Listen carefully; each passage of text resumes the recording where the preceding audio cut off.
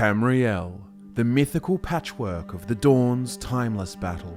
Each corner has had a claim laid by some race, culture or creed, and to some, for such reasons, the land is called the arena.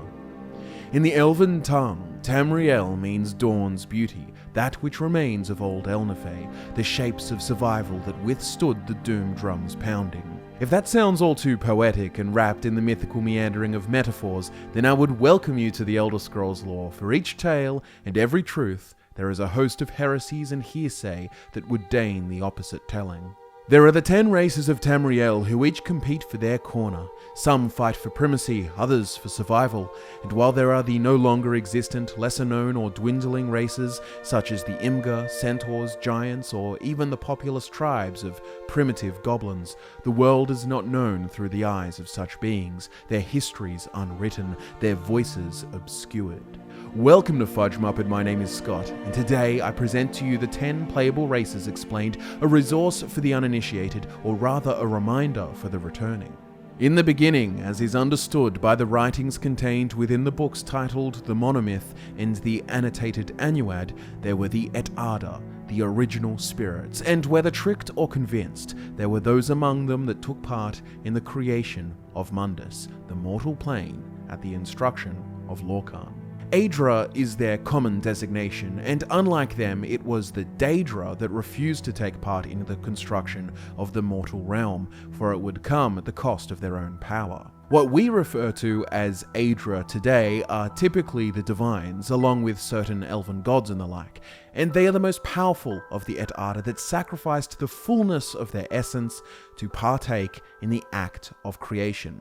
However, there were many lesser spirits whose contributions came at a greater sacrifice. When Lorkhan's treachery was revealed, and it was known that Mundus would become as a prison for their kind, there were those that became the Ehlnofey, the spiritual forerunners of Tamriel's races, perhaps with a few enigmatic exceptions, such as the Argonians via the Hist. Among the Ehlnofey, there were those who gave their very essence to become the laws of nature, providing structure, a physical world in which their brethren could live.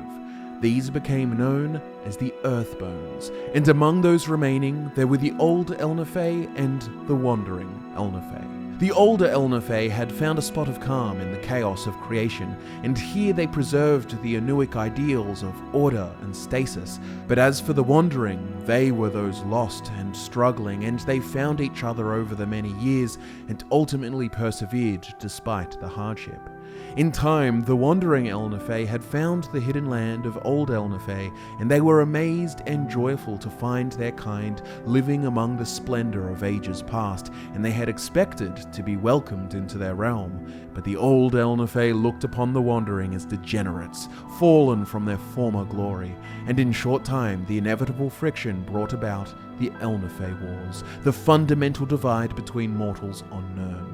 This war reshaped the land, and the continent of Tamriel is supposedly all that is left of what was Old Ehlnofey, also called Old Meris. The descendants of the Wandering became the races of man, and the descendants of the Old became the Elves.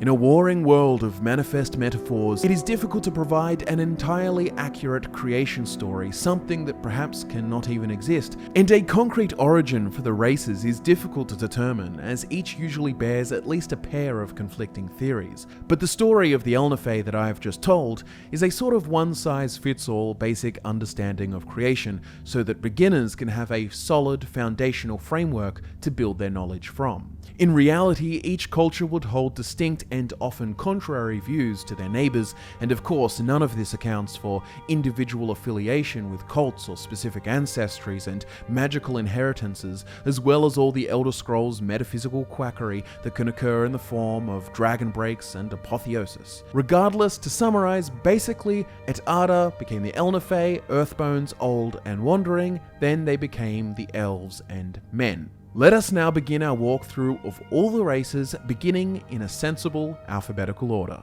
Gold-skinned, proud, convicted, so lofty and long are their bodies, it is as if they stretch to place themselves among the heavens to which they crave return. The Altmer, known in common parlance by the name High Elves, are, they claim, the custodians of truth, order, and perfection, the oldest and wisest of the races, those reluctantly tarnished by mortality, the vile trick of Lorkhan. It is plain to see why the Altmer distinguish themselves from what they would call the lesser races. Altmer live for generations of men, each year put towards the mastery of their crafts in the pursuit of Alaxon, that is in their tongue, perfection. Imagine the preciseness, the refinement of skill that could be achieved by one who has dedicated an entire man's lifetime to perfecting their craft. Races of too few years cannot dedicate such time to mastery. Excess of years is not the only thing they possess either. They wield a keen intelligence and have an acute affinity for the magical crafts. All these facets in conjunction yield a sophisticated culture of scholars, artisans, and ceremony that has defined their exacting society. The Altmer believe they are the direct descendants of the Oldmer, the purest elven kind who once inhabited the lost land of Aldmeris, also known as Old Ehlnofey. They believe they are the preservers of an age-old legacy, and they mourn the loss of their place beside Anu, the infinite ineffable light of Aetherius. Mundus, the mortal existence, is a prison for their spirits, a cruel cage of binding flesh forced upon them by Lorkhan's treachery. The foundational pretext of their society is based upon preservation of Anuic ideals and a striving toward Aetherius, following in the footsteps of their gods. With such sententious ideology, it is no surprise that the Altmer, especially those that reside in their home of Alinor, grow disdain for the other races, especially those of men, the pawns of Lorkhan who relish in the mortal world. The most extreme manifestation of their ideology has taken form in the Thalmor and the new formation of the Aldmeri Dominion, a nationalistic, supremacist regime that has taken a pursuit of domination and elimination of all opposing narratives, especially the false Talos, as they claim. However, it would be unfair to assume that any Altmer you come across, especially those found across the mainland, necessarily share such sentiments. Many generations of Altmer have made their homes throughout Imperial lands, and to accuse such individuals of some monolithic hive-mind groupthink would be entirely unfair. Such a rigid Altmeri society has spawned many schisms and diasporas, resulting in cultures such as the Sigic monks, the Aelid kingdoms, and the Velothi to break away and form their own societies on the mainland. Altmeri influence upon Tamriel is undoubted, but let's speak of perhaps what is the most alien and isolated of the races. In the fetid waters of Tamriel's southeast, there are the great sapient spore trees that spread their roots through every damp soil of every marsh, mire, or mangrove that exists within this jungled swampland known as Argonia, Black Marsh in the words of the common man. Some claim they were born of another world, another realm even, perhaps of Oblivion's endless waters. Theories surrounding the nature of the Hist are numerous, but what is undoubtedly known is that these trees have a symbiotic relationship with the Argonians. The reptilian natives of Black Marsh refer to themselves as the people of the root, and their connection to the Hist transcends that of mere spiritual reverence. Their biologies are intertwined, and the ritualistic ingesting of Hist sap determines their various forms.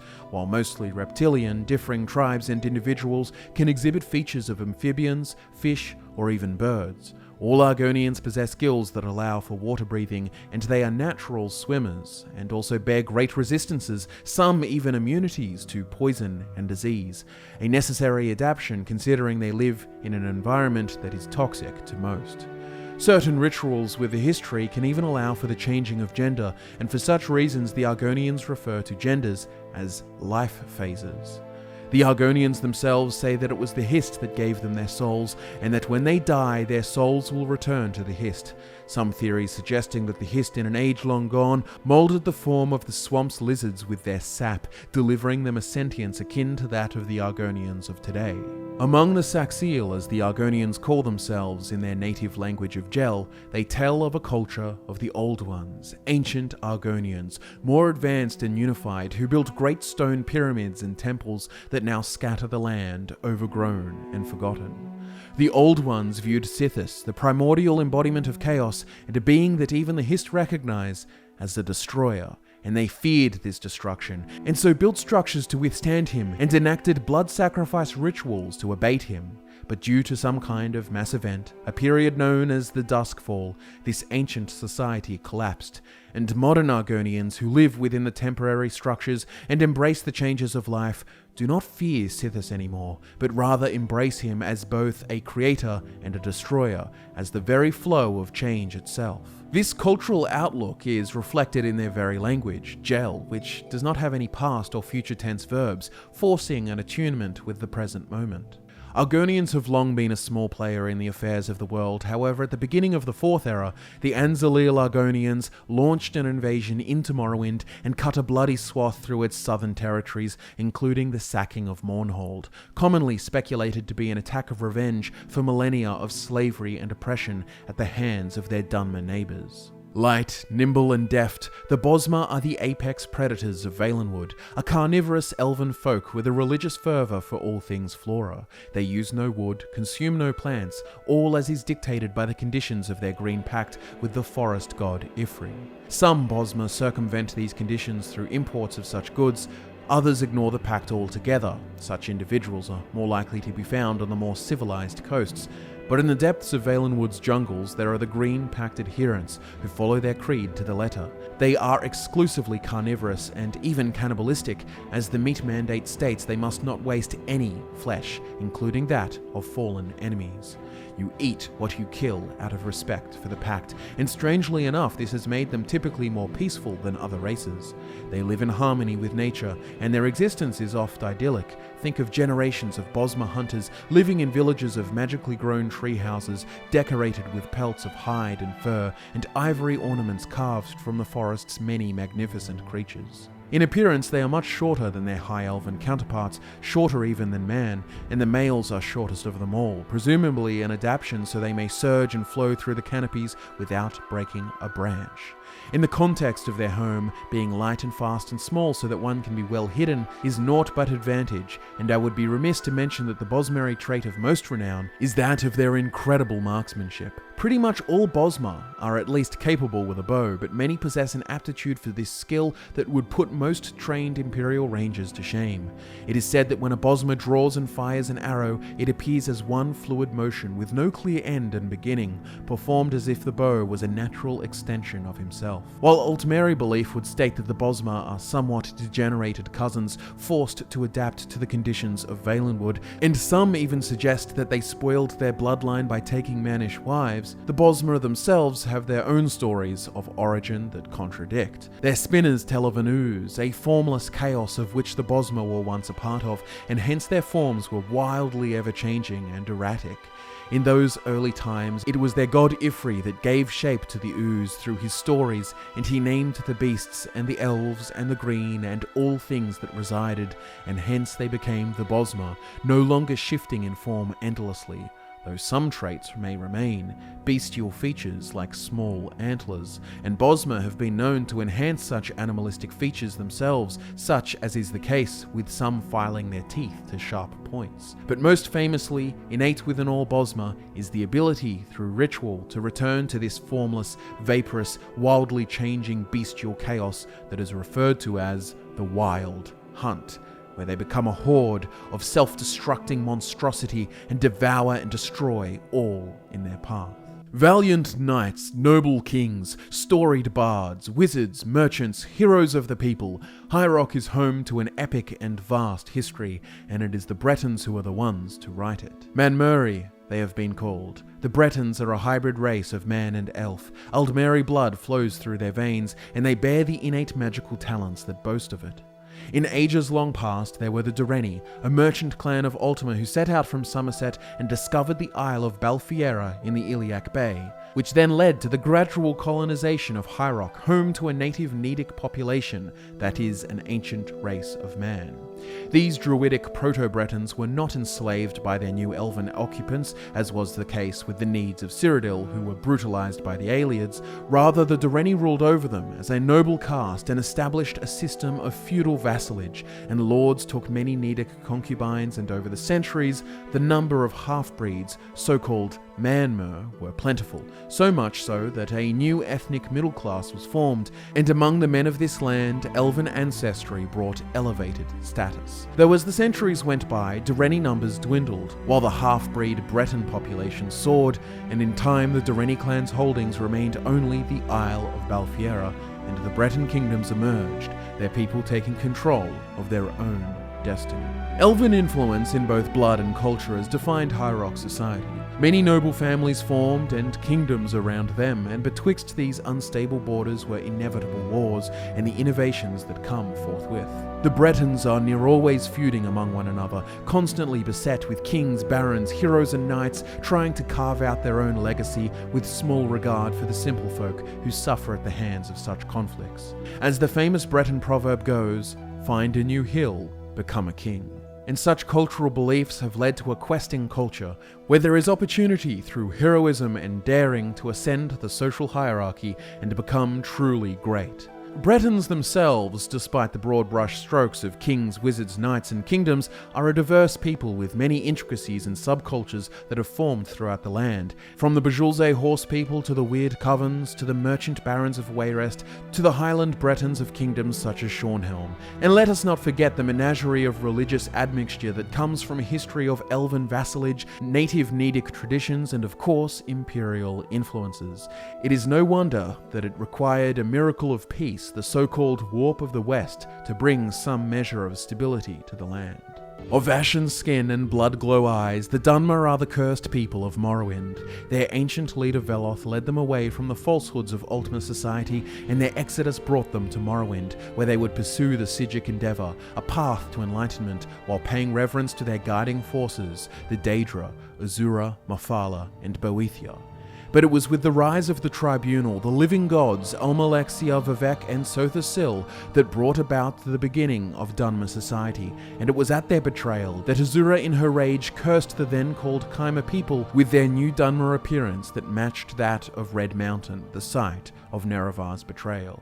Morrowind and the Dunmer that inhabit these lands are by far some of the most culturally diverse and outlandish people on Tamriel. For most of their history, they had been ruled by the god kings of the Tribunal, along with the Grand Council where each of the great houses have their representatives. Redoran, Hlalu, Telvanni, Dress, and Indoril. Each of these great houses vary wildly from one another, from the duty-bound family ties warrior house that is Redoran, to the mercantile Hlalu, to the Mushroom Tower wizard lords of the Telvanni, to the fundamentalist slavers of Dress and the Indoril, pious, noble, and the greatest upholders of the Tribunal Temple. We cannot forget the smaller factions of Morrowind either, including the Morag Tong, a cult of assassins that carry out legally obtained writs, engaging in their craft of murder for the sake of peace, acting as an intermediary tool to settle grievances on behalf of the houses.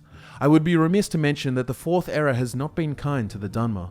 At the rise of the Nerevarine and the defeat of Dagoth-Ur, the living gods were all but gone, and calamity fell upon their land when Red Mountain erupted violently, creating a cascade of pumice and firestones launched across vast distances. No amount of fire resistance would protect the Dunmer from such incendiary blasts. In the aftermath, they faced an Argonian invasion, and it was House Redoran that stepped up to defend their land from the lizard folk. Thanks to House Redoran, the Dunmer survived, and for this their house wields the most political power in the current year. All the while we have the emergence of the Reclamations, with the false tribunal of living gods exposed for what they were. The Dunmer people turned to the Ashlanders, who had long maintained worship of the good Daedra, and the Reclamations became the new mainstream faith of the Dunmer, a return to the ways of their Khyma ancestors, worshipping the three good Daedra, Azura, Mafala, and Boethia. As is implied by their name, the Imperials are the race of empire builders, their history long and storied, with three of the most famous empires of Tamriel, the Elysian, Riemann, and Septim empires, holding their seats of power in Cyrodiil. While often presented as a monolithic identity, in reality the ethnic makeup is a little more complicated, and the cosmopolitan nature of recent empires has made for an eclectic mix of cultures and borrowed traits and influences in the imperial cultural identity. The origin of the Imperial identity begins with Alesia, the Slave Queen, who with mythical figures of legend such as Pelennor Whitestrake, as well as support from the Nords of Skyrim, began a rebellion against their cruel Aelid overlords and established Cyrodiil as a home for the Nedic people, a precursor name for the earliest human inhabitants of Tamriel. She created the 8 Divines, a synthesis of Aldmeri and Nordic pantheons, and the covenant with Akatosh was formed, and the Amulet of Kings created.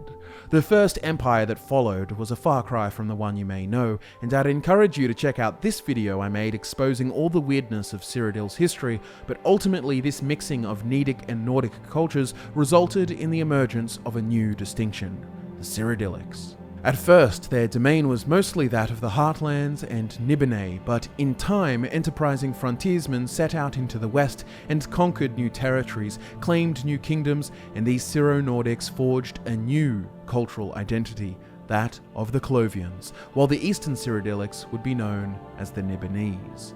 These two halves of Cyrodiil would define the dynamism of the empires, with the Clovian west being the iron hand of industry and martial might, while Nibene, the east, remains the heart and soul of the land, the spiritual and mercantile centre of the empire. The later Riemann Empire would integrate the Akaviri invaders into their ranks and advisory roles, and their indelible influence would change the empire into a form we would recognize well. But it was Tiber Septim that would define the imperial spirit of recent history, the founding emperor of the Third Empire, and a great hero that apotheosized for his deeds and became the 9th of the Divines, as the classical narrative suggests. His empire included all of Tamriel, and it was the most united the lands had ever been. Talos, as he is now, the 9th Divine, is a controversial figure of late. For centuries he has been the revered champion god of the empire and man's primacy upon Tamriel, but the White Gold Concordant signed at the end of the Great War changed that, with his worship as a god outlawed in capitulation to the Aldmeri Dominion's demands. Regardless of recent weakness, the Imperials are some of the most dynamic and capable people of all Tamriel, a race that has more than proven themselves as paragons of culture, administration, and war. Ever hear the poem about the cat and the moon? The Khajiit, a race of feline forms bound to the cycles of the moon in both physiology and spirit.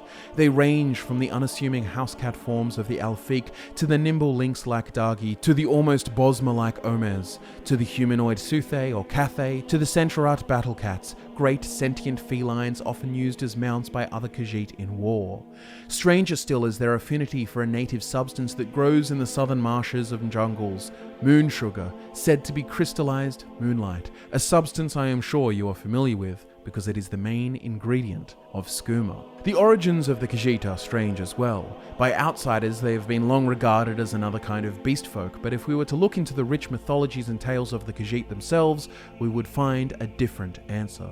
It would seem that the Daedric Prince Azura has a penchant for the changing of forms, for she is held responsible for the creation of the Khajiit, but unlike the cursed appearance of the Dunmer, done in malice, the Khajiit, once a people of elven stock, were made in their forms so they can, quote, be the fastest, cleverest, most beautiful people, as well as be the best climbers, so that if the lunar lattice, the barrier which protects Mundus, fails, then they must be able to climb Kanathi's breath to set the moons back in their courses. Given the variety of clans and the role of Daedric figures such as Azura in their creation, the Khajiit do not make such hard distinctions between Aedra and Daedra as most of Tamriel does so, rather they consider them all to be spirits, each behaving in accordance with their natures, as mortals do. Their rich culture cannot be explained in these but few words, and for many outsiders they have a rather prejudiced and simplified description. Khajiit have a dangerous reputation as thieves and con artists. With their soft-pad feet and acrobatic prowess, they are naturals of stealth and agility, and hence many find their profession among thieves, especially when employment is unreliable. Others lead trade caravans across the vastness of Tamriel, trading their exotic goods with natives of afar, but there is another trait by which they are known, and that is for their prowess as martial artists. The claw dancers, as they are called, are physical disciplines such as Goutfang, Desert Wind, and Whispering Claw, typically utilizing the natural acrobatics of their feline forms and the claws that they possess, but there is a spiritual component to these, a form of meditation for their practitioners. There is so much to Khajiit culture that cannot be explained in this short time, but upon further investigation, you will find that they are one of the most interesting races upon Tamriel. The wind's frigid bite leaves not a raised hair. The skin-bare warrior, painted in protective woad, braves the switchback mountain pass down into the pale wood, where the ice wraiths pirouette in snowstorms, rattling their icicle fangs in murderous anticipation. He will face a great trial today. The Nords are the tall and fair-haired men and women of Skyrim, the descendants of the Atmorans who left their frozen home of the far north in search of refuge. Ysgramor was among the first settlers to come to Skyrim, the then home of the Snow Elves, and they coexisted peacefully in their city of Saxhleel until the fateful Night of Tears. For what reason the Elves massacred the city is unknown, but Ysgramor and his two sons Ilgar and Ingol were the only to survive the slaughter and escape those blood-soaked shores. They would return this atrocity 100-fold when they returned to Skyrim with an army of 500 companions, and the rest is history. The Nords expanded their domain across the north. The dynasty of Ysgramor claimed even High Rock, Morrowind, and parts of Cyrodiil at their height, most certainly helped by their powerful voices. The mighty tongues of old were powerful warriors who could with the thumb shout down entire walls, and the blood-curdling battle cries of axe-wielding barbarians could not be resisted. They are inherently a warlike people. Their chief god was once Shor, Lorkhan as he is named by the elves, and in their tales it says that Shor led the armies of man against the elven gods in the dawn. Shor was killed and now he resides in Sovngarde, ruling the domain of the honoured dead, awaiting valiant warriors to join him in the battles to come. Kyne, the wife of Shor and goddess of war, wind and storms, is the head of their pantheon now, and their myths say that she breathed the Nords into life upon the throat of the world, which at first may seem just a tale, but perhaps before the sundering of old Ehlnofey in the dawn, this was true, and hence why ancient Atmorans believe that Skyrim is their birthright. Nords, after all, are uniquely adapted to the harshness of the elements, and so to view them as the creation of Kyne is thematically sensible. Nordic history is long and storied by their bardic traditions, from ancient dragon wars and animal totem cults to regimes of the Elysian Order, through to High King Wulfarth's revival of the older gods, to their integration with the Cyrodiilic empires, all leading to the modern day, where Talos of Atmora has become one of their most revered figures, the worship of whom is at the centre of the current civil war conflict. The Nords' role on Tamriel is a great one, and they must decide its fate in the wars to come. Here now are the pariahs of Tamriel, the Orsimer. The Orcs are far from the race of kingdom-sweeping legacies. Once they were elves, followers of Trinimac, the warrior god of the Altmer. When the prophet Veloth sought sanctuary for his followers across the sea to the northeast, to Morrowind, it was Trinimac and his followers that intervened and tried to return them by force. In an irony unbeknownst to them, their quest to return the wayward Velothi to elven unity would make of them outcasts among outcasts, further dividing the old merry spirit.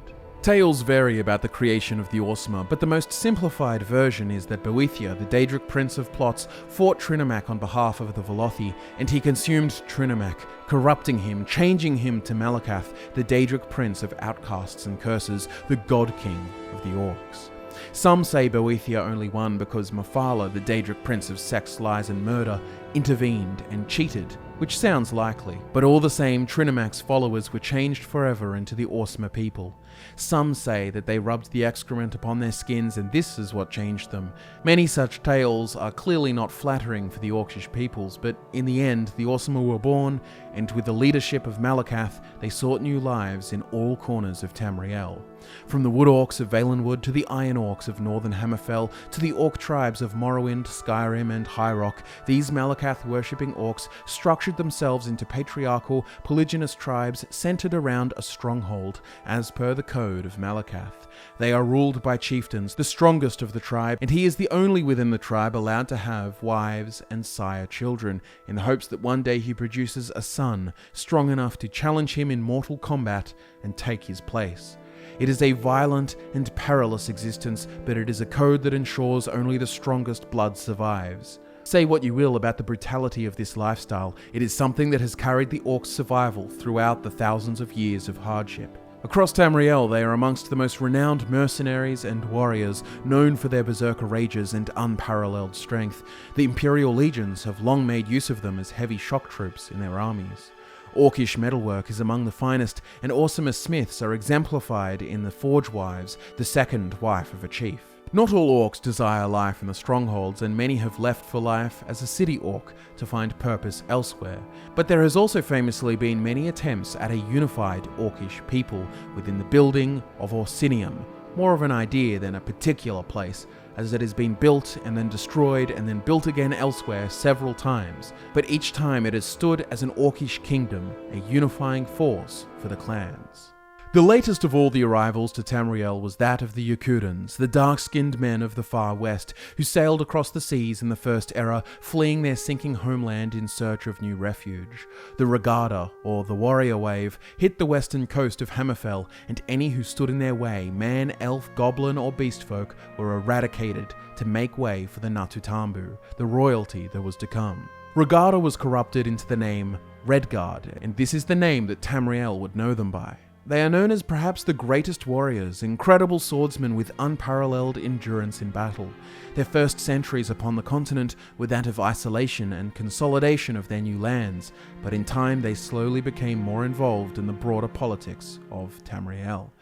They would be absorbed by the Riemann Empire, and in its demise Hammerfell was divided. Two broad political factions emerged, the Crowns and the Forebears, and these delineations have persisted unto this day. The Crowns are staunchly traditionalist, holding tightly to Yokudan tradition, having descended from the Natutambu, the rulers of old Yokuda. They typically have scorned foreigners and attempts at assimilation, but the Forebears, descended of the warrior wave that first conquered Hammerfell, had adapted and assimilated to some extent with the foreign customs and traditions, and as well had benefited with their willingness to trade and their more cosmopolitan approach to outsiders. Breton and Cyrodiilic styles have been adopted and integrated into their dress and architecture, and even their religion has shifted to that of the divines, but flavoured with the traditional names and concepts associated. For example, their Morwa, the Yokudan fertility goddess, is identified with Mara, the imperial goddess of love. The Crowns, on the other hand, refuse such syncretism and maintain their traditional pantheon of Yokudan gods. Politics aside, the Redguards may be most renowned for their greatest warriors of all, the Ansai. The Saints of the Sword were the greatest of all the sword singers, and they could manifest a Shihai, a spirit sword brought about through sage-like meditation, introspection, and training. Only a few were ever able to manifest such powers, but each who could wielded an unstoppable weapon of great might that could cut through hordes of enemies like a scythe does through wheat. It is said that the war amongst such warriors was what destroyed old Yokuda. Today, they are but a myth, yet Redguard warriors follow their ways, that is to follow in the legacy of Frandar Hunding, the greatest of the Ansai to ever exist. The Book of Circles is a tome that contains the writings of Hunding, his insights and knowledge, and all households of Hammerfell have an alcove to hold a copy of this sacred book. Even today, the warrior spirit is alive and well, as Hammerfell alone stood against the Altmer aggression and fought them to a standstill, retaining their independence. Each of the races have a far more nuanced, rich, and depth of cultural, religious, and historical complexity that cannot be relayed in such brief moments, but hopefully for newcomers and the returned alike, this video has given you an enticing overview and highlights the unique features of each so that you may have a better idea of which avenue you would like to explore further. And I would like to point out that our channel has hundreds of videos and resources covering races, gods, histories, and even more obscure metaphysical quackeries that are part of the Elder Scrolls lore. So have a look around and enjoy yourself. Thank you so much for watching. My name is Scott, and I'll be back to nerd out with you again next time.